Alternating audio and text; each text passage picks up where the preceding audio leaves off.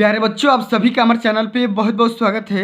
दोस्तों, इस वीडियो के माध्यम से क्लास 12 के बच्चों के लिए गृह विज्ञान का एक most important viral model paper लेकर के आ चुके हैं, जो कि 21 फरवरी 2023 बोर्ड परीक्षा के लिए सबसे ज़्यादा अति महत्वपूर्ण होने वाला है। प्यारे बच्चों, इस वीडियो के माध्यम से मैं आप सभी को इस पूरे मॉडल पेपर का A to Z सॉल्यूशन बताने वाला हूं, जो कि 21 फरवरी 2023 बोर्ड परीक्षा के लिए सबसे ज़्यादा अति महत्वपूर्ण होने वाला है। और प्यारे बच्चों, यकीन मानो, अगर आप इस पूरे पेपर को अंत तक देख लेते हो, समझ लेते हो, तो बोर्ड के पेपर में इससे बाहर एक भी प्रश्न नहीं आएंगे और बोर्ड के पेपर में आप सभी लोग 95% मार्क्स अचीव कर सकते हो। ये मैं दावे के साथ बोल सकता हूं। तो साथियों, इस वीडियो को शुरू से लेकर एंड तक जरूर देखना, लाइक कर देना, शेयर कर देना। अगर चैनल पर नए हो तो चैनल को भी सब्सक्राइब जरूर करना। आइए बच्चों, इसके एक एक क्वेश्चन को हम सॉल्व करेंगे और सबसे पहले हम बहुविकल्पी प्रश्नों को सॉल्व करेंगे। उसके बाद जो भी आपके अति लघु उत्तरीय, लघु उत्तरीय और आपके बोर्ड के पेपर में पूछे जाने वाले जो मोस्ट इंपोर्टेंट आप सभी के दीर्घ उत्तरीय प्रश्न होने वाले हैं, उन सभी प्रश्नों को हम कवर करेंगे। साथ में आप सबको पूरा बढ़िया से बताने वाले हैं। ठीक है, आओ, सबसे हमारा पहला क्वेश्चन इसमें दिया जा रहा है कि पोलियो किससे फैलता है। ठीक है, 4 ऑप्शन दिए गए हैं, बताना है कि एक ऑप्शन सही होता है। ठीक है, पोलियो कैसे फैलता है? जीवाणुओं के द्वारा, विषाणुओं के द्वारा, वायु के द्वारा या पशुओं के द्वारा। तो पर बच्चों, जो भी हमारा पोलियो फैलता है वो किसके माध्यम से फैलता है? वो हवा के द्वारा, यानी कि वायु के द्वारा फैलता है। ठीक है, जो भी हवा में बैक्टीरिया घूमती है, जो भी जीव घूमते हैं या जो भी जीवाणु बैक्टीरिया होती है, उसी के माध्यम से हमारा क्या हो जाता है? ये पोलियो फैल जाता है। समझ में आ गया? चलिए, अगला क्वेश्चन हमारा दिया गया है कि रुधिर की शुद्धि कहाँ होती है? पाचन तंत्र में, हृदय में, फुफ्फुस में या त्वचा में? तो रुधिर का जो प्यूरिफिकेशन किया जाता है, प्यूरिफाई किया जाता है, वो कहाँ किया जाता है? वो फुफ्फुस यानी कि फेफड़े के अंतर्गत किया जाता है। ऑप्शन नंबर ग बिल्कुल यहाँ पे राइट आंसर हो जाएगा। इसको ध्यान से, जितना क्वेश्चन बता रहा हूँ आप सभी लोग अंत तक देख लो, समझ लो, क्योंकि अब की बार बोर्ड के पेपर में यही सब सारे क्वेश्चन आने वाले हैं। इससे बाहर बिल्कुल ही नहीं आएंगे तो नहीं आएंगे। आओ, अगला हमारा क्वेश्चन दिया गया है कि कौन सा विटामिन जल में घुलनशील होता है? Vitamin C, vitamin D, vitamin A और विटामिन ई। तो प्यारे बच्चों, कौन सा ऐसा विटामिन है जो जल में घुलनशील होता है? अगर आपसे पूछेगा कि जल में घुलनशील विटामिन कौन होता है, आपको हमेशा टिक करना है विटामिन सी। ठीक है, एक बात मेरे को कमेंट बॉक्स में ये छाप करके बताओ, अगर बाई में पूछ दिया कि वसा में घुलनशील विटामिन कौन सा होता है, तब क्या लगाओगे? जब पूछ लेगा कि वसा में घुलनशील विटामिन कौन सा होता है, तब क्या लगाओगे? मेरे को कमेंट बॉक्स में अभी कभी छाप करके बताओ। ठीक है, चलो, अगला हमारा क्वेश्चन दिया गया है कि मनुष्य के शरीर के फेफड़े की संख्या कितनी होती है? 1, 2, 3 या 4? देखो, ये पूछा जा रहा है कि मनुष्य के शरीर में फेफड़े की संख्या कितनी होती है। तो फेफड़े की संख्या एक का जोड़ी होती है। कितना होती है? एक का जोड़ी होती है। एक होता है दायां नीला, एक होता है बायां, यानी कि एक जोड़ी होती है। अब देखो, इसमें तो जोड़ी तो दिया नहीं है, तो हम क्या लगाएंगे? 2 लगाएंगे। ऑप्शन नंबर का यहाँ पे बिल्कुल यहाँ पे राइट आंसर हो जाएगा। समझ में आ गया? चलिए आगे बात करेंगे। अगला हमारा क्वेश्चन दिया गया है कि शरीर की रोगों से संघर्ष करने की शक्ति को क्या कहते हैं? विसंक्रमण, रोग प्रतिरोधक क्षमता, उद्भवन अवधि या उपयुक्त में से कोई नहीं। तो देखो, आप अगर बीमार पड़ने वाले हो, लेकिन बीमार पड़ने से पहले आपके शरीर में ऐसी शक्ति होती है जो क्या करती है? बीमार आपको पड़ाने वाले कीटाणुओं का, बैक्टीरिया को मारने की क्षमता रखता है। ठीक है, उसको हम क्या बोलते हैं? रोग प्रतिरोधक क्षमता बोलेंगे, यानी कि इम्यूनिटी सिस्टम बोलेंगे। ठीक है, ऑप्शन नंबर का बिल्कुल यहाँ पे राइट आंसर हो जाएगा। ठीक है, चलो, अब अगला हमारा क्वेश्चन दिया गया है कि विश्व स्वास्थ्य संगठन का मुख्य कार्यालय कहाँ है? ठीक है, बताना कि लंदन है, कि पेरिस है, कि न्यूयॉर्क है, कि जिनेवा है। तो विश्व स्वास्थ्य संगठन, ठीक है, इसका जो मुख्यालय है, हेड क्वार्टर है, वो कहाँ पे है? जिनेवा में है। ऑप्शन नंबर घ बिल्कुल ही राइट आंसर हो जाएगा। चलिए आगे देखते रहिए। अगर वीडियो पसंद आ रही है, समझ में आ रहा है, तो वीडियो को लाइक कर दो, शेयर कर दो, चैनल को सब्सक्राइब करना मत भूलो। ठीक है, चलो, अगला हमारा क्वेश्चन इसमें से पूछा जा रहा है कि संतुलित आहार होता है, कैसा होता है? सबके लिए एक समान होता है, सापेक्ष होता है, मात्रा में अधिक होता है, या संतुलित आहार मात्रा में कम परंतु स्वादिष्ट होता है? बिल्कुल ही राइट आंसर यहाँ पे ऑप्शन नंबर घ हो जाएगा। ये जो भी हमारा संतुलित आहार होता है, मात्रा में तो कम होता है। ठीक है, मात्रा में क्या होता है? कम होगा, तनिक सा होगा, लेकिन वेरी वेरी डिलीशियस होगा। ऑप्शन नंबर घ बिल्कुल ही राइट आंसर हो जाएगा। ठीक है, चलो, अगला हमारा क्वेश्चन पूछा गया है कि हीमोग्लोबिन किस क्रिया में भाग लेता है? रक्त संचरण में, पाचन क्रिया में, ऑक्सीजन परिवहन में या वृद्धि में। तो हीमोग्लोबिन सभी को पता है प्यारे बच्चों कि ये ब्लड में पाया जाता है, खून में पाया जाता है। किस में पाया जाता है? खून में पाया जाता है। ठीक है, तो खून से रिलेटेड तथ्य है, तो क्या हो जाएगा? रक्त संचरण में ये क्रिया में भाग लेता है कौन? हीमोग्लोबिन लेता है। एक बात मेरे को कमेंट बॉक्स में छाप करके बताओ कि हीमोग्लोबिन का काम क्या होता है। हीमोग्लोबिन का काम क्या होता है मेरे को अभी कभी तुरंत कमेंट बॉक्स में छाप करके बताओ। ठीक है, चलो अगला हमारा क्वेश्चन दिया गया है कि मनुष्य का मस्तिष्क कहाँ होता है?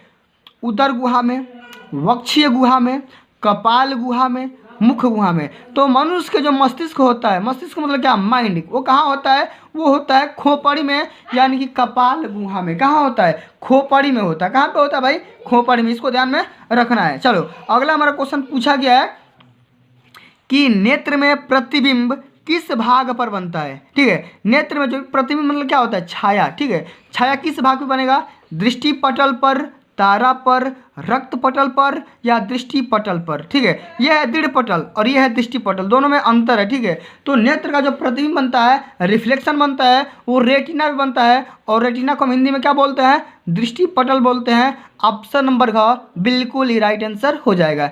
समझ में आ गया? चलो अगला हमारा क्वेश्चन पूछा गया है कि पागल कुत्ते के काटने से कौन सा रोग होता है? ठीक है, मान लो किसी भी इंसान को अगर पागल कुत्ता काट लिया तो उस इंसान को कौन सा रोग हो सकता है? मलेरिया, रेबीज, फाइलेरिया या प्लेग। तो उसको क्या हो जाएगा? रेबीज नामक रोग हो जाएगा। ऑप्शन नंबर ख बिल्कुल ही राइट आंसर हो जाएगा। और मलेरिया किसका वजह से फैलता है? मच्छर के। लेकिन मेरे को ये कमेंट बॉक्स में कमेंट करके बताओ कि मलेरिया दिन में काटने वाले मच्छर से फैलते हैं कि रात में काटने वाले मच्छर से फैलते हैं मलेरिया रोग? ठीक है, मेरे को अभी कभी तुरंत कमेंट बॉक्स में छाप करके बता दो। ठीक है, चलो अगला हमारा क्वेश्चन पूछा गया है कि रक्त का कौन सा कण जमने में सहायक होता है? लाल रक्त कण कणिकाएं या श्वेत रक्त कण या प्लेटलेट्स या इनमें से कोई नहीं। तो रक्त का कौन सा कण होता है जो कि जमने में क्या होता है? सहायता प्रदान करता है? वो होता है प्लेटलेट्स। ऑप्शन नंबर का बिल्कुल ही राइट आंसर हो जाएगा। समझ में आ रहा है? चलिए आगे बढ़ते हैं कि संतुलित आहार के निर्धारक तत्व कौन सा होता है? आयु, लिंग, स्वास्थ्य या ये सभी। तो संतुलित आहार के निर्धारक तत्व कौन से हो जाएंगे? सभी के सभी हो जाएंगे। ऑप्शन नंबर घ बिल्कुल ही राइट आंसर हो जाएगा। समझ में आ गया? चलो अगला हमारा क्वेश्चन पूछा गया है कि स्वास्थ्य शिक्षा में सम्मिलित है पर्यावरण, शारीरिक स्वास्थ्य, सामाजिक स्वास्थ्य या ये सभी। तो स्वास्थ्य शिक्षा में क्या सम्मिलित भाई? तो सभी के सभी ऑप्शन सही हो जाएंगे। ये सभी ऑप्शन सही हो जाएगा। क्यों? क्योंकि स्वास्थ्य शिक्षा में पर्यावरण भी सम्मिलित है, शारीरिक स्वास्थ्य भी सम्मिलित है और साथ में सामाजिक स्वास्थ्य भी सम्मिलित है। समझ में आ गया? चलिए आगे बढ़ते हैं। अगला क्वेश्चन पूछा गया कि ध्वनि या शोर की इकाई क्या होती है? कैलोरी, मीटर, डेसिबल या डेसीमीटर। तो ध्वनि या शोर की इकाई होती है डेसिबल। ठीक है, इसको ध्यान में रखना है। ऑप्शन नंबर ग बिल्कुल ही राइट आंसर हो जाएगा। आगे बात करते हैं। अगला क्वेश्चन पूछा गया है कि पौधे वायुमंडल का शुद्धिकरण कैसे करते हैं? किसके माध्यम से करते हैं? नाइट्रोजन के द्वारा, ऑक्सीजन के द्वारा, कार्बन डाइऑक्साइड के द्वारा या जल के द्वारा। तो जो भी प्लांट्स वगैरह होते हैं, पौधे वगैरह होते हैं या पेड़ पौधे जो होते हैं, वो किसी भी इन्वायरमेंट को, वायुमंडल को किस माध्यम से करते हैं? ऑक्सीजन के द्वारा शुद्धिकरण करते हैं। समझ में आ गया? ऑप्शन नंबर ख बिल्कुल यहाँ पर राइट आंसर हो जाएगा। अब अगला हमारा क्वेश्चन पूछा गया है कि रक्त संचरण में कौन सा रुधिर वर्ग सर्वग्राही होता है? अब तुम्हारा ऐसा कौन सा ब्लड ग्रुप है जो सर्वग्राही का मतलब होता है वो क्या कर सकता है? किसी से भी ब्लड ले सकता है। ठीक है, ए बी, बी या ओ। तो सर्वग्राही हमारा ए बी होता है, ये किसी से ब्लड ले सकता है। ठीक है, किसी से भी क्या कर सकता है? ब्लड ले सकता है, यानी कि किसी से भी क्या ये खून ले सकता है। चलो अगला हमारा क्वेश्चन पूछा गया है कि निम्नलिखित में से कौन एक मानव जनित आपदा नहीं है? मानव जनित मतलब कि ऐसा कौन सा आपदा है जिसको हम डेवलप नहीं कर सकते हैं? रेल दुर्घटना, आग लगना, परमाणु विस्फोटक या बादल फटना। तो इसमें बोला गया है कि एक कौन सा मानव जनित आपदा नहीं है। ठीक है, तो मानव जनित देखो, आग लगना मानव के हिसाब से होता है, रेल दुर्घटना भी मानव के हिसाब से होता है, परमाणु विस्फोट भी इंसान के हिसाब से होता है, लेकिन बादल जो फटता है वो मानव जनित आपदा नहीं है। सभी तो आपदा है, लेकिन ये जो बादल फटने वाली ये प्राकृतिक आपदा है। क्या है? ये प्राकृतिक आपदा है। इसको ध्यान में रखना है, बोर्ड के पेपर में ऑलरेडी कई बार पूछा जा चुका है। ठीक है, चलो अब अगला हमारा क्वेश्चन पूछा गया कि एकल परिवार में क्या पाई जाती है? 2 पीढ़ियाँ, 3 पीढ़ियाँ, 3 से अधिक पीढ़ियाँ या इनमें से कोई नहीं। तो एकल परिवार में 2 पीढ़ियाँ पाई जाती है, एक तो मम्मी पापा और उसके एक लड़के, ठीक है। तो इस बात को ध्यान में रखना है। ऑप्शन नंबर क बिल्कुल यहाँ पे राइट आंसर हो जाएगा। अब अगला क्वेश्चन यहाँ पर पूछा जा रहा है कि निम्न में से एक राष्ट्रीय समस्या है। कौन सा ऐसा समस्या है जिसे हम राष्ट्रीय समस्या के नाम से जानेंगे? जनसंख्या विस्फोट, परिवार नियोजन, घरेलू समस्याएं या इनमें से कोई नहीं। तो एक राष्ट्रीय समस्या क्या हो जाएगा? ये हो जाएगा हमारा जनसंख्या विस्फोट। जो भी हमारा जनसंख्या बढ़ रही है ना दिन प्रतिदिन, ये क्या हो जा रही है? एक राष्ट्रीय समस्या है, ठीक है। तो प्यारे साथियों, मैंने बहुविकल्पीय प्रश्नों को बता दिया। अब हम देखेंगे अति लघु उत्तरी, लघु उत्तरी और दीर्घ उत्तरी प्रश्नों को। तो प्यारे साथियों, जितना क्वेश्चन बता रहा हूँ आप सभी लोग देख लो, टाइम रात भर का है, तैयार करके जरूर से जरूर चले जाना, ठीक है। हमारा क्वेश्चन है कि परिसंचरण तंत्र का मुख्य कार्य बताइए। जो भी हमारा रेस्पिरेटरी सिस्टम होता है, परिसंचरण तंत्र होता है, इसके मेन काम बताना है, 1 नंबर का पूछा जाता है, ठीक है। अब कौन सा मुख्य भाग कौन कौन से होते हैं, ठीक है। कान के मुख्य भाग कौन कौन से होते हैं, इसके बारे में लिखना है, 1 नंबर का है, बस खाली 1 लाइन लिख दोगे काम हो जाएगा। निसंक्रमण एवं निसंक्रामक शब्दों में अर्थ स्पष्ट करिए, ये भी 1 नंबर का है, आसानी से हो जाएगा। व्यक्तित्व के विकास की विभिन्न अवस्थाएं लिखिए, कौन कौन से विकास होते हैं इसके बारे में लिखना है, ठीक है। आहार के पोषक तत्व कौन कौन से होते हैं इसके बारे में लिखना है, 1 नंबर का है। और राष्ट्रीय आपदा से क्या आप समझते हैं इसके बारे में लिखना है। समझ में आ गया? जितना क्वेश्चन बता रहा हूँ अब भी कभी देख लो, इन सभी क्वेश्चन को तैयार करके चले जाना, ठीक है।